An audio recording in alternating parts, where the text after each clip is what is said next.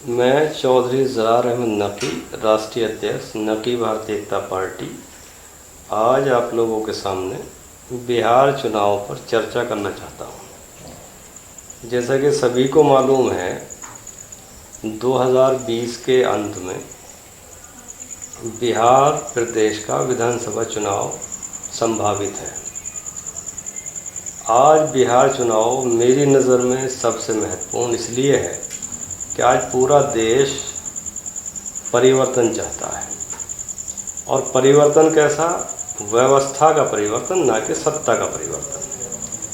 हम देखते हुए आए हैं कि हर प्रदेश में सत्ता परिवर्तन तो हो जाता है, लेकिन व्यवस्था का परिवर्तन नहीं होता। जैसे और प्रदेशों की कहानी है, ऐसे ही बिहार की कहानी है। कभी कांग्रेस की सरकार रही, तो कभी लालू जी की सरकार रही, कभी भाजपा की, तो आज नीतीश जी की भाजपा के गठबंधन में सरकार चल रही है। सरकारें बदलती हैं, व्यवस्था नहीं बदलती है। सबसे महत्वपूर्ण है व्यवस्था का परिवर्तन। सरकार किसकी है किसकी नहीं, इससे पब्लिक को मतलब नहीं होना चाहिए। मतलब होना चाहिए उस प्रदेश की जनता के विकास का, और रोज़गार का, शिक्षा का, स्वास्थ्य का।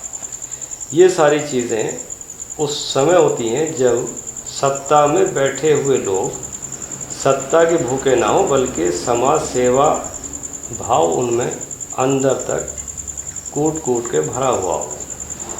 आज बिहार के ऊपर चर्चा करने से पहले ज़रूरी है कि हम ये देखें कि बिहार में आज तक जितनी सरकारें रहीं, उन्होंने बिहार के लिए क्या कुछ किया है। सबसे ज़्यादा सरकारें बिहार में जो रहीं वो कांग्रेस की रही। कांग्रेस ने कभी बिहार को कुछ नहीं दिया। उसके बाद कभी लालू जी रहे, कभी नीतीश जी रहे, कभी नीतीश जी लालू के साथ गए, कभी नीतीश जी भाजपा के साथ चले गए। मतलब कुछ भी होता रहा, लेकिन बिहार को कुछ नहीं मिला।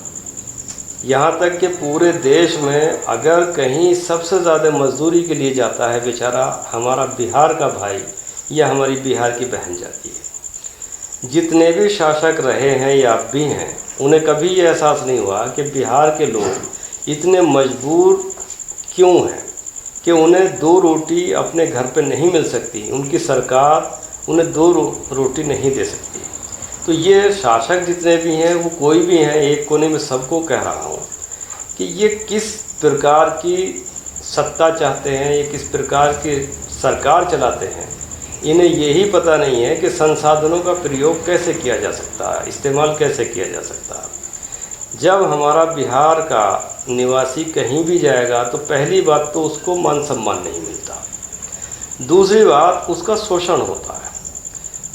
पूरे देश में, मुझे कहने में कोई संकोच नहीं है, पूरे प्रदेश में बिहार के निवासी को हिकारत की निगाह से देखा जाता है, यानी उसको अपमानजनक शब्दों का भी इस्तेमाल किया जाता है, उसे झेलना पड़ता है और उसको अपमानजनक रूप से देखा जाता है। और हर प्रदेश में ना तो उसको सही रोज़ी का बदल मिलता है और ना सही उसे स्थान मिलता है। मैंने बचपन से अब तक ये देखा है कि बिहार का कोई भी बाशिंदा, बिहार का कोई भी निवासी नागरिक, जो काम आप उसे दीजिए बड़ी लगन से करता है, बड़ी मेहनत से करता है किसी भी क्षेत्र में। लेकिन हर जगह बिहार के निवासी का, नागरिक का शोषण होता है। शोषण इसलिए होता है कि वो अपने प्रदेश में अपनी रोज़ी तलाश नहीं कर पा रहा है। अब जब मजबूर होकर आदमी निकलेगा तो समाज का दस्तूर रहा है कि वो किसी न किसी प्रकार से मजबूर आदमी का शोषण करता है।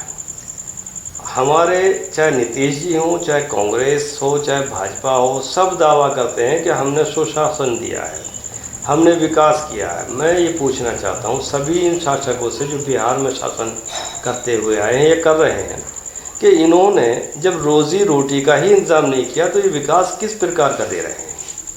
आज लॉकडाउन में पूरी तस्वीर मीडिया ने दिखाई तो उसमें एक ही चीज़ सामने आई कि सबसे ज़्यादा अगर शोषण हुआ, सबसे ज़्यादा अगर परेशान हुआ तो वो बिहार का आदमी, बिहार की औरत, बिहार की बहन, बिहार का भाई परेशान हुआ। जितने रास्ते में भूख से मरे, चाहे वो मीडिया दिखाए या नहीं दिखाए, इक्का दुक्का तस्वीरें आई हमारे सामने, तो उनमें जो नाम आए वो बिहार के लोग थे। भूख से मरे या नौकरी छोड़कर अपने घरों को जा रहे हैं तो वो बिहार के लोग हैं। अब सरकार बनाने वाले दावा कर रहे हैं कि हम बिहार को चमका देंगे, हम बिहार को ऐसा कर देंगे। लेकिन सबसे बड़ा मुद्दा ये है कि जब आप विकास तो छोड़िए, आप किसी को रोज़गार नहीं दे सकते, 2 वक्त की रोटी नहीं दे सकते, तो आपको अधिकार नहीं है बिहार प्रदेश पर राज करने का। राज करेंगे तो आपको राज की नीति समझनी पड़ेगी। राजनीति ये नहीं है कि हम दलाली करें, इतना बजट हमें मिलेगा, इतना हम खा जाएंगे, इतना ठेकेदार खा जाएंगे, इतने अधिकारी खा जाएंगे। ये राजनीति नहीं है, ये तो दलाली है। राजनीति ये है कि आप अगर राजनीति कर रहे हैं तो आपके राज्य में कोई आदमी मजबूर ना हो, किसी का शोषण ना हो, कोई आपके प्रदेश का मजबूर होकर दूसरे प्रदेश में अपनी रोज़ी तलाश करने के लिए ना जाए। और अगर जा रहा है तो आप निकम्मे हैं, आप बिल्कुल इस लायक नहीं है कि आपको सरकार सौंपी जाए।